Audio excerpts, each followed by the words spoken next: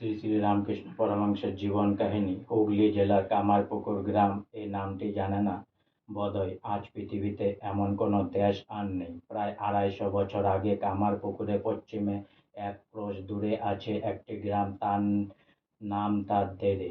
দেরে গ্রামে বাস করতেন ধর্মনিষ্ঠ এক ব্রাহ্মণ পরিবার। তারা কুলীন, সদাচারী এবং শ্রীরামচন্দ্রের উপাসনা করতেন। সে বংশের শ্রীযুক্ত মানিকরাম চট্টোপাধ্যায়ের ছিল ৩ পুত্র ও ১ কন্যা।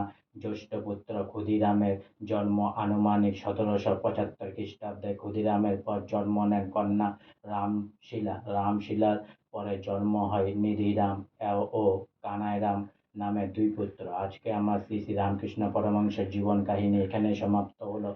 অনেক অনেক সাবস্ক্রাইব করুন, অনেক অনেক লাইক করুন, অনেক অনেক ভালো থাকুন, অনেক অনেক সুস্থ থাকুন, অনেক অনেক আনন্দে থাকুন, অনেক অনেক হেল্প করুন আর অনেক অনেক সাবস্ক্রাইব করুন প্লিজ।